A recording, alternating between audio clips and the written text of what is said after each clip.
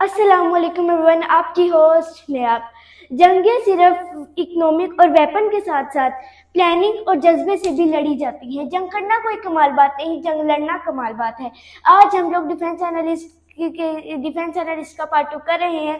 ان کو مدعو کیا ہے، آئین سے پوچھتے ہیں کہ ان کا تعارف کیا۔ السلام علیکم، I am Khadija, I am defence analyst. کسی بھی ملک کو کمزور سمجھنا اور اس کی اکنامیکل پرابلم کو ڈھال بنا کر اسے کمزور سمجھنا ایک نامناسب رویہ ہے۔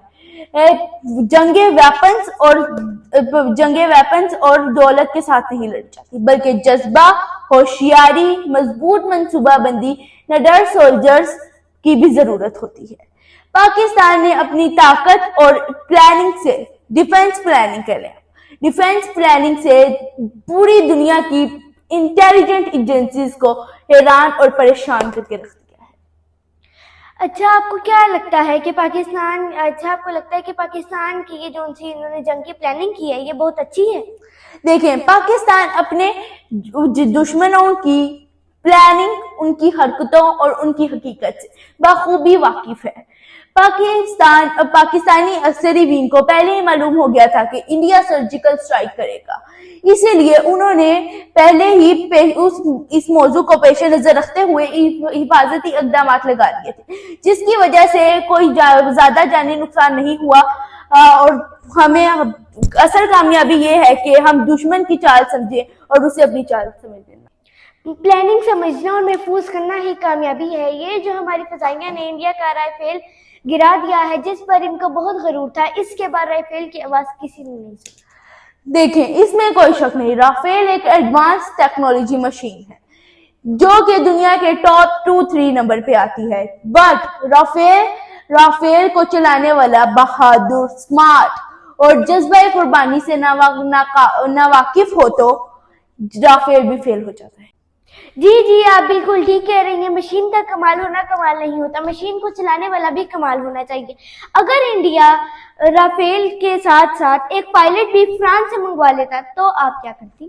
رافیل فرانس کی فضائیہ نہیں بناتی، بلکہ ایک پرائیویٹ کمپنی بناتی ہے جو کہ صرف جہاز بناتی ہے۔ فرانس تو صرف NOC دیتی ہے اور فرانس کے پائلٹ ان کے سولجرز ہیں، نہ کہ کرائے کے ڈرائیورز۔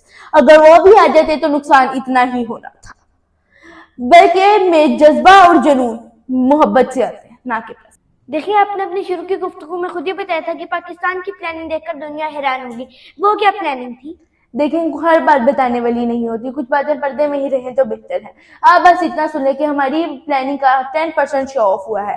ہمارے 21 جہاز انڈیا کی ایئر اسپیس میں رہے اور اپنا ٹارگٹ اچیو کر کے بحفاظت واپس آ گئے۔ اس سے پوری دنیا کو یہ میسج دے دیا گیا ہے کہ پاکستان فورس دنیا کی بہترین فورس ہے اور دنیا کو بھی اس کا اندازہ ہو گیا ہوگا۔ تب بھی تمام عالمی طاقتوں نے مداخلت کی اور سیز فائر کروایا۔ آپ اس بارے میں کیا کہیں گی؟ دیکھیں، میری بات ہمیشہ یاد رکھیے گا، ہزاروں میل دور بیٹھے تھنک ٹینک کو بھی ہمارا اندازہ ہو گیا کہ ان کو روکنا چاہیے، اور انہوں نے ہمارے چھوٹے سے اٹیک سے یہ اندازہ لگا لیا، اور انڈیا ہمیں اکنامک کرائس کنٹری سمجھ کر ہمارے اوپر دھاگ بٹھانے آیا تھا۔ دعا کرنی چاہیے کہ دشمن کبھی بے وقوف نہ بنے۔ انڈیا سمجھ رہا تھا کہ پاکستانی فوج کے پاس عوام اور پیسہ نہیں ہے اور وہ اسی کمزوری کا فائدہ اٹھانا چاہتا تھا۔ دیکھیں، رہی بات عوام کی، جب بھی پاکستان پہ کوئی مشکل وقت آئے تو سب سے پہلے عوام فرنٹ لائن بنی ہے۔ ہماری عوام میزائل لانچر کے پاس ایسے بیٹھی تھی جیسے چاولوں کی دیگ کے پاس لوگ بیٹھے ہوتے ہیں۔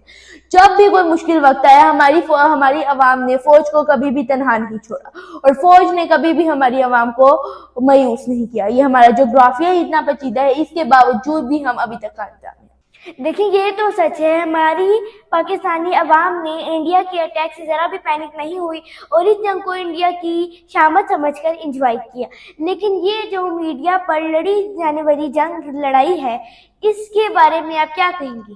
دیکھیں، اپنی عوام سے جھوٹ بولنا اور ان کو حقیقت نہ بتانا یہ سب سے بڑی بے وقوفی ہے۔ آج کل کے دور میں لوگ ایک ساتھ 7 کی قسم کے چینل واچ کرتے ہیں۔ آپ لوگ اپنی عوام سے جھوٹ بولیں گے، ان کو حقیقت نہیں بتائیں گے، ان کو بے وقوف بنائیں گے، اس عمل سے آپ کی عوام آپ سے دور ہوتی چلی جائے گی۔ یہی بچوں والا سٹیپ انڈیا نے بھی اٹھایا ہے اور ان کے میڈیا کے مطابق پاکستان صرف راجن پور تک رہ گیا ہے۔ دیکھیے ناظرین، آج ہم لوگوں نے ایک ڈیفینس اینالسٹ کا انٹرویو کیا اور آپ لوگوں نے ان کی ساری گفتگو سن لی ہوگی۔ آج کی ویڈیو کا مورل ہے جنگ نفرت، انتشار، مشاعر اور خون مانگتی ہے، تو لہٰذا کبھی بھی جنگ کی خواہش نہ کریں۔ امن ہی دنیا میں آپ کو کامیاب بناتا ہے، نہ کہ جنگ۔